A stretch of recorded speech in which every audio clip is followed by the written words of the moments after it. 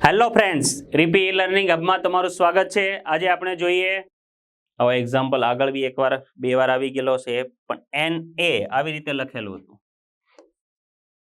અથવા NK લખેલું હોય અથવા તો અહીંયા KN લખે, ગમે તે લખે, આપણે મેથડ એની જ રહે, ખાલી લખવાની રીત બદલે। A ઇન્ટુ N એટલે આ જે સ્મોલ a જે છે એ કોઈ સંખ્યા છે, એ જ્યાં લખો એ અહીંયા પરિવર્તન થાય।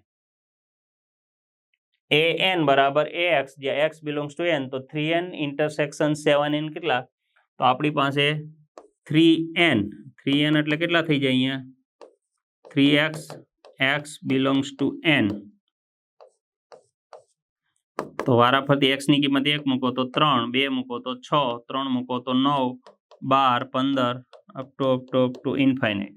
એ જ રીતે 7n કરો તો 7n એટલે 7 into x, x belongs to n, તો 7 into 1 એટલે 7, 14, 21, 28 અપ ટુ બેયનું ઇન્ટરસેક્શન કરવાનું છે। 3n intersection 7n, 3n intersection 7n, તો બેયમાં કોમન હોય તેવા, તો અત્યારે આમાં 4માં કોમન, આમાં કોઈ કોમન નથી દેખાતું એટલે કોઈ નથી, ફાઈ કરી એવું ન ચાલે। હજી આની આગળ અનંત સુધી જાય છે, તો આપણે આને અંદર લખાવો તો 15, 18, 21 સમથિંગ આવે, તો જો આ 21, અહીંયા 21 દેખાયું, એના પછી બીજું આવશે। અને આની શોર્ટ મેથડ બી હતી કે આ બેયનો લસ્સા હોય ને એટલો જવાબ આવે। 3 અને 7નો લસ્સા 21, તો આનો જવાબ 21 જ આવતો હોય। 21ની લાઈનમાં બધા કોમન આવતો, 21, 42, 63 એવી રીતે।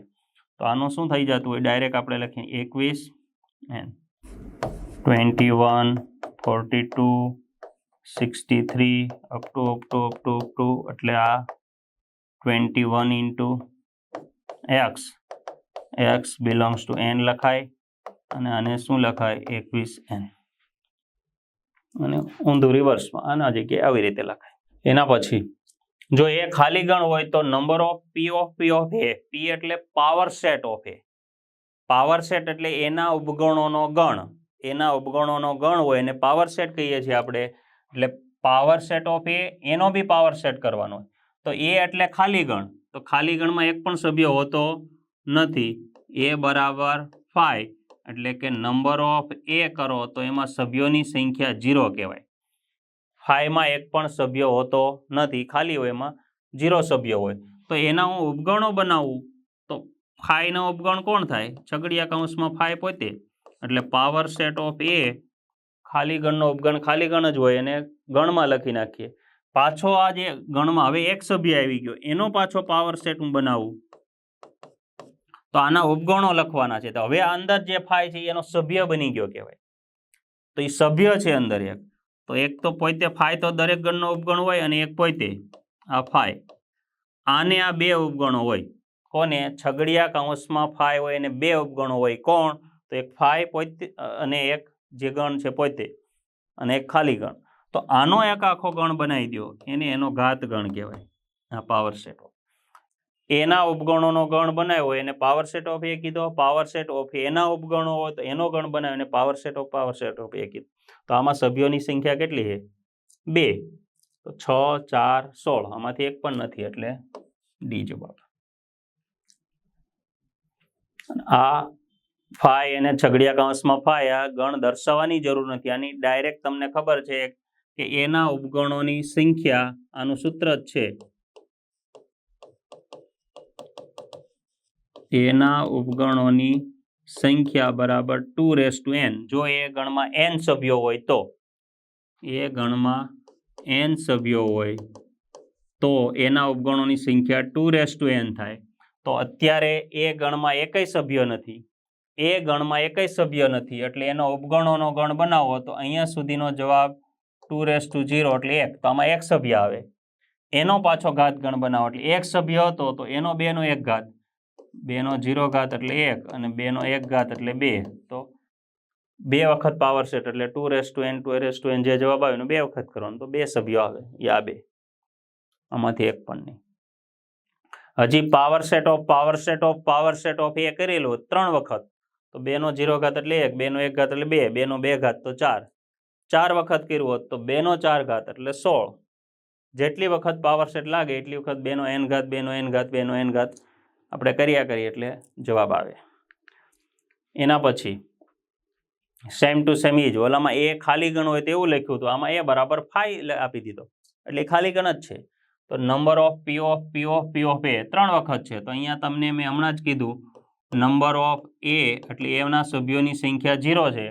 તો પહેલી વખત પાવર સેટ આપણે લખવો નથી, હવે આ ડાયરેક્ટ સંખ્યા જ લખીએ. તો પાવર સેટ ઓફ એ એટલે આમાં સભ્યોની સંખ્યાની ગણતરી ખાલી બતાવું તો 2⁻0 એટલે કેટલા? 1 સભ્ય છે. પછી બીજી વખત એને પાવર સેટ લગાડીએ તો એમાં 1 સભ્ય હતો, તો એના ઉપગણો કેટલા બને? 2 નો 1 ઘાત એટલે 2. હજી એક વખત પાવર સેટ લગાડવાનો છે, તો પાવર સેટ ઓફ એ, તો એને 2 નો 2 ઘાત અને 2 નો 2 ઘાત એટલે કેટલા સભ્યો થાય? 4. 3 વખત પાવર સેટ લગાડ્યો એટલે 4 સભ્યો આવે આમાં, તો સભ્યોની સંખ્યા 4. એના પછી જો x બરાબર 7 + 5√3 upon 2 + 2√2, તો x belongs to એ 2 3 છે, b 0 1 -1 0. આ અંતરાલ છે, પણ અંતરાલ એક પ્રકારના ગણ જ હોય. તો એમ કહે છે કે જો x ની કિંમત આવી હોય તો x belongs to એટલે આમાંથી કયા ગણનો સભ્ય છે? x belongs to એટલે આમાંથી કયા ગણનો સભ્ય છે? 0 થી 1 ની અંદર આવે છે, 3 થી 4 માં, 2 થી 3 માં, -1 થી 0 માં x ની કિંમત. તો થોડી કોમ્પ્લિકેટેડ છે, તો આપણે લખીએ અને શરૂઆત કરીએ. તો શું આપેલું છે અહીંયા? x = 7 + 5√3 all raised to 1/3 upon 2 + 2√2. તો x ની કિંમત મારે શોધવી હોય તો આ ઘનમૂળ છે એને કાઢવું પડશે. તો ઘનમૂળ ક્યારે નીકળે? બે બાજુ ઘન કરીએ તો બે બાજુ મારે ઘન કરવો છે. તો ઘન કરવા માટે હું પહેલા આમાંથી કોમન નીકળે છે એટલે કોમન કાઢી લઈએ, પછી ઘન કરીએ. અને અથવા કોમન ન કાઢો અને સાદુરૂપ એમને રાખો તો પણ ચાલશે. તો આપણે પહેલા હું કોમન કાઢી લઉં. 7 + 5√3 એનું ઘનમૂળ upon 2 કોમન નીકળે એટલે 1 + √2 આ x. અને હવે બે બાજુ હું ઘન કરું તો x નો ઘન એટલે આ બાજુ ઘન થાય, તો ઘન થાય એટલે ઘનમૂળ નીકળી જાય એટલે ખાલી ત્યાં 7 + 5√3 નીચે 2 નો ઘન એટલે 8 અને બાજુમાં 1 + √2 એનો ઘન. બે બાજુ ઘન કર્યા એટલે દરેક સંખ્યાને ઘન લાગે. ગુણાકાર ભાગાકારમાં હોય તે, સરવાળામાં હોય એને અંદર ઘન તો પછી લાગે, પણ ડાયરેક્ટ આને ઘન લાગ્યો એટલે ઘનમૂળ નીકળી ગયું. આને ઘન લાગ્યો 8, આને ઘન લાગ્યો એટલે આ તો હવે એમ જ રહેશે. આના ઘનનું વિસ્તરણ કરીએ તો આપણને a + b નો ઘન એનું સૂત્ર ખબર જ છે. a + b નો ઘન એટલે a³ + b³ + 3ab કૌંસમાં a + b. તો એ સૂત્ર પ્રમાણે આ a છે ને આ આપણો b છે, તો x શું થઈ જશે? x³ બરાબર 1 + √2 ના ક્યુબનું વિસ્તરણ અલગથી કરી દઈએ એટલે આ દરેક વખતે આખું લખવું નહીં. 1 + √2 એનો ક્યુબ એટલે 1³ + √2 નો ક્યુબ + 3 × 1 × √2 કૌંસમાં 1 + √2. 1³ એટલે 1, √2³ એટલે 2√2, 3√2 અંદર ગણ એટલે 3√2 + 3√2 × √2 એટલે 3 × 2 તો 6. તો 6 + 1 એટલે 7 ને 2√2 ને 3√2 એટલે 5√2. તો 7 + 5√2. હવે જો અહીંયા √3 ને √2 છે તો અહીંયા √2 હશે અને અહીંયા √3 હશે. અહીંયા બાય મિસ્ટેક અહીંયા √2 અથવા અહીંયા √3. અહીંયા √2 આપણે કરી દઈએ, પ્રિન્ટિંગ મિસ્ટેક જ છે આ.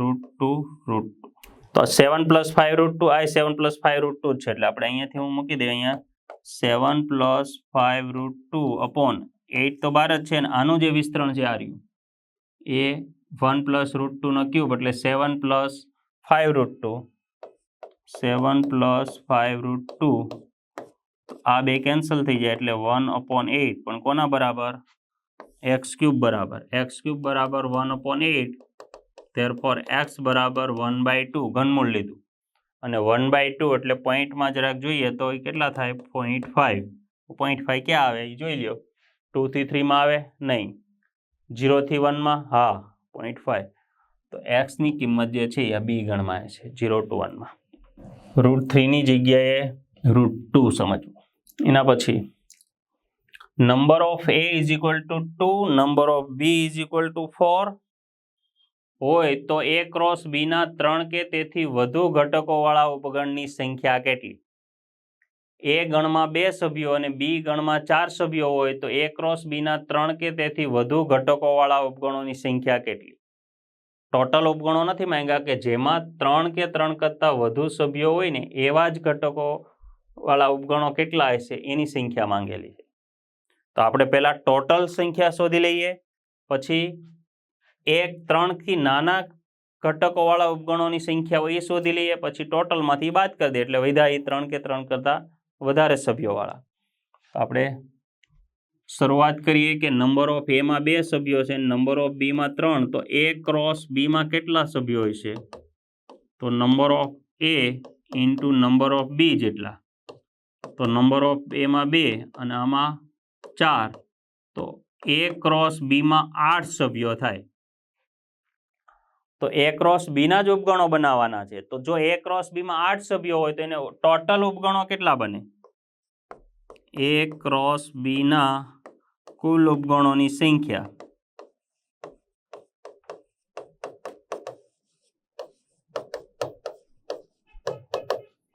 2n સૂત્ર પ્રમાણે 2⁸ 256 2⁸ એટલે 256 આટલા કુલ ઉપગણો થયા પણ આપણે શું શોધવું છે કે એવા ઉપગણો કે જેમાં 3 કે તેથી વધુ ઘટકો હોય અને આમાં 256 એમાં તો 0 ઘટક હોય એટલે 5 પણ આવી જાય એકેય સભ્યોનો હોય એવા આવે એક સભ્ય હોય એવા આવે બે સભ્યો હોય એવા આવે 3 વાળા આવે એવા જુદા જુદા ઘટકો આવી શકે પણ આપણે 3 કે તેથી વધુ ઘટકોવાળા જોઈએ છે એટલે 3 થી ઓછાવાળા આપણે બાદ કરી દઈએ તો એવા ઉપગણો આપણે શોધી કાઢીએ કે જેમાં 0 સભ્યો હોય એવા ઉપગણો શોધી કાઢીએ કે જેમાં એક જ સભ્ય હોય એવા ઉપગણો શોધી કાઢીએ કે જેમાં 2 સભ્યો હોય તો આપણે 0 સભ્યવાળા કેટલા હોય છે તો a ક્રોસ b માં સભ્યો કેટલા 8 એ ગણમાં 8 સભ્યો છે તો 0 સભ્યવાળા તો કેવો એક જ બને 5 હોય તે પણ એની ક્રમચય સંચય પ્રમાણે જોઈએ તો 0 સભ્યવાળા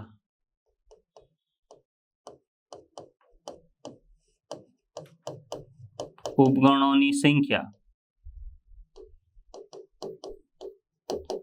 બરાબર 8 માંથી 0 ની પસંદગી કેટલી રીતે થાય એક જ રીતે પછી એક સભ્યવાળા ઉપગણોની સંખ્યા તો 8 હોય એમાંથી ગમે તે એક પસંદ કેટલી રીતે થાય કોઈ પણ એક 8 સભ્યો કોણ કોણ છે આપણને ખબર નથી સપોઝ 1 2 3 up to 8 8 સભ્યો છે અથવા ABCD થી 8 સભ્યો લઈ નાખો તો કોઈ પણ એક ઘટકની પસંદગી કેટલી રીતે થાય 8 રીતે પણ કઈ રીતે તો 8C1 એટલે 8 પછી બે સભ્યોવાળા ઉપગણોની સંખ્યા તો 8C2 તો 8C2 એટલે 8 ગુણ્યા 7 છેદમાં 2 ગુણ્યા 1 8 ગુણ્યા 7 છેદમાં 2 ગુણ્યા 1 તો 2 ગુણ્યા 4 એટલે 7 ચોક 28 તો આ 0 સભ્યવાળા 1 ઘટકવાળા 8 અને 2 ઘટકવાળા 28 તો આપણે જોઈએ છે કે 3 કે તેથી વધુ ઘટકવાળા તો આમાં કુલમાંથી આટલા બાદ કરી નાખો એટલે જે વધ્યા 3 કે 3 કરતાં વધારે ઘટકોવાળા ઉપગણોની સંખ્યા આવે 3 કે 3 કરતાં વધારે ઘટકોવાળા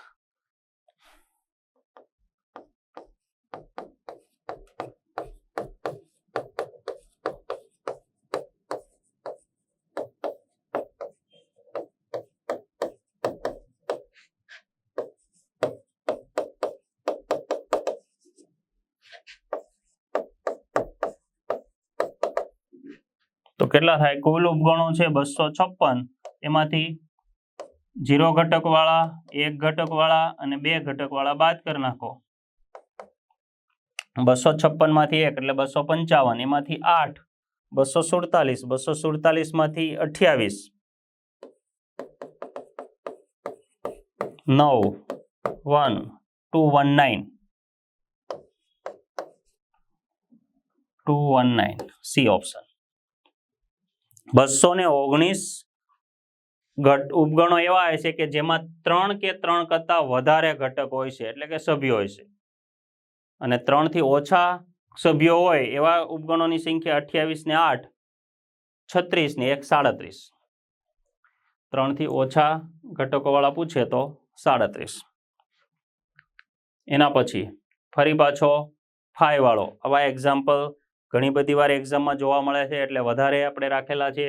કોઈ રિક્ત ગણ એટલે ખાલી ગણ 5 માટે 5 નો પાવર સેટ, એનો પાવર સેટ, એનો પાવર સેટ, એનો પાવર સેટ 4 વખત કરેલું છે.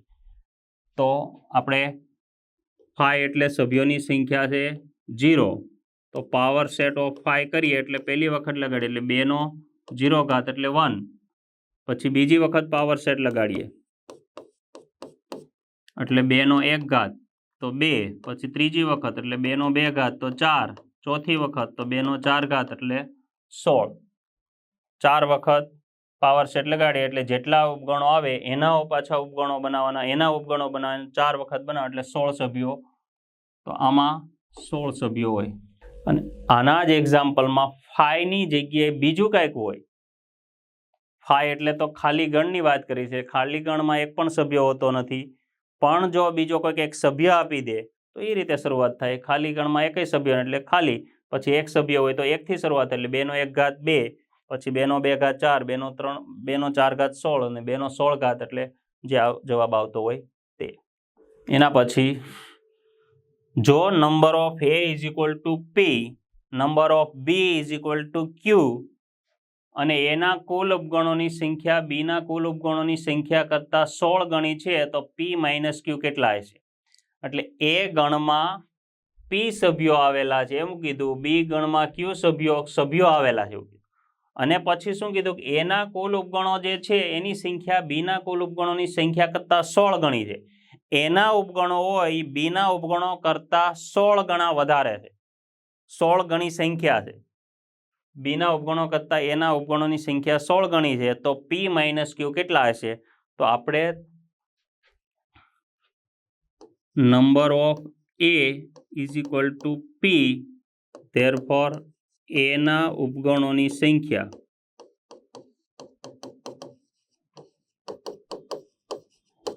ટુ રેસ ટુ n સૂત્ર પ્રમાણે કેટલી થાય? 2 P.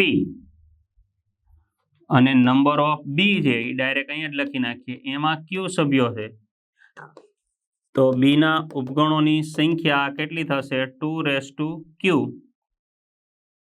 અને હવે આપણે જે શરત આપેલી છે એ લખો, એના કુલ ઉપગણોની સંખ્યા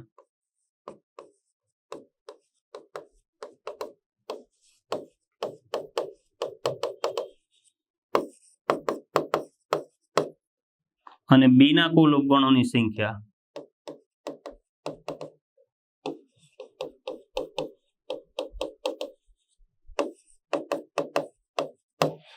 એના કુલ ઉપગણોની સંખ્યા B ના કુલ ઉપગણોની સંખ્યા કરતા 16 ગણી છે, આની 16 ગણી છે, તો મારે બેયને કમ્પેરિઝન કરવી હોય તો જેની 16 ગણી હોય એની સામેવાળાને 16 વડે ગુણવાનું, તો બે ઇક્વલ થાય. એટલે આને 16 વડે ગુણવાના.